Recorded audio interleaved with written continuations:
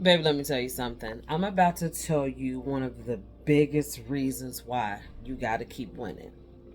Why, when the chips fall down, when people turn their backs on you, when it looks like justice won't be served, when it looks like you can't see yourself out of this dark place, here's the biggest reason why you got to keep winning. You ready? The biggest reason why you got to keep winning, why you got to keep pushing ahead, why you got to keep waking up, why you got to keep showing up, why you got to keep praying, why you got to keep taking action, why you got to keep asking for help, why you got to keep creating plans and revamping them if they don't work. The biggest reason why you got to keep going simply is because too many motherfuckers are counting you out. The ops, the liars, the haters, the disruptors, they are banking on the fact that you're going to give up. They are banking on the fact that they were right about you. They are banking on the fact that they get to sing their songs and tell their tales about, I told you I was right about them. And it's your job not to get into satisfaction. It's your job to pull from that petty level of energy until you're strong enough to pull from that higher level of energy where you belong. But see, what happens is when you down, it's hard to be on some higher level ish. Like, we're going to keep it 100. It's hard to be the bigger person. It's hard to trust in a higher source because all your ego is telling you is that it's time to be petty, or that it's time to give up, or that it's time to throw in the towel. And all the world is feeding you is negativity. And then you might have people around you that ain't speaking life into you. So until you able to do that for yourself, I'm telling you that the biggest reason why you can't stop winning is because you got to be on your petty and make them people who counted you out eat their words. Because the reason why they was petty in the first place and disrespectful and lying on your name is simply because they're threatened by you. They're blinded by the light that you naturally give. They're not winning in life, so they don't want to see you winning in life. They mad because you created boundaries to protect yourself. They mad because you being loved on properly. They mad because you look a certain way, because you talk a certain way, because you move around a certain way. So they click up together to weigh you down. And if you're not careful, they become successful. But guess what? Their success is short-lived. Sometimes God, the universe, and your ancestors allow the ops to win, quote unquote, because you were in a season where you need to be pushed.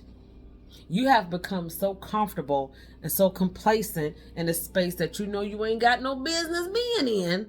But because it's something you're used to, you're choosing to stay there. And so God, the universe, and your ancestors have noticed you've ignored the signs. You've ignored the dreams. You've ignored the visions. You've ignored all the other BS you endured in that space. So now they got to make something happen strong enough to push you up out of that thing.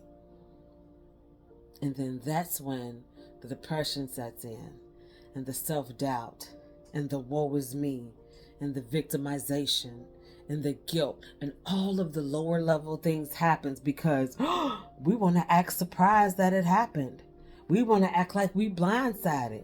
We want to act like we never saw the writing on the wall that they didn't want you in the first place. And once we're able to get through that part where the ego tricks you into playing victim, then that's when you're able to boss up.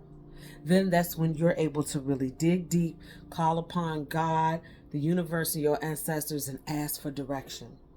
That's when you're able to get down to the real work, to tap into your divine source energy and come out bigger, better, stronger, wiser, more lit, more magical. But until you're able to dip into that particular point of your power, dip into the pettiness. And the pettiness says, I can't let you win. You a op. I can't let you win. You a hater. I can't let you win. You lied on me. I can't let you win. You broke my heart. So the petty part of you is the part that activates and make you work harder. Create a new plan. Pivot. Revamp some stuff so that the person who helped you get into that lower level space can see you winning. And then you're going to continue to win so much that that higher level is going to be reached. And so now you're no longer going to care about if the op sees you or not. But God, the universe, and your ancestors going to make sure they know. Even if they don't have a front row seat, they'll make sure that the good news get to them. And by the time that happens, you're going to be so focused on illuminating yourself, on acquiring more knowledge, on healing from past trauma, that you're not even going to care about if they know how well you're doing or not. But there's always going to be something in the back of your head that's going to know, like you know, like you know, that they know that they ain't stop shit. If this video helped you, if it encouraged you, if it made sense to you, go ahead and subscribe to this channel. Click the like button because I got a lot of lives to save. And I'm about to do it video by video, short by short. And I need to make sure this content reaches the people who need it most. So leave me a comment below. Click the subscribe button. Turn on the bell for notifications. Share this channel or this particular video with your friend. And we going up. We going up because we don't wait till January 1 to improve our lives. We're doing it right here, right now. Community of trauma healers, one by one. Let's go. Mwah.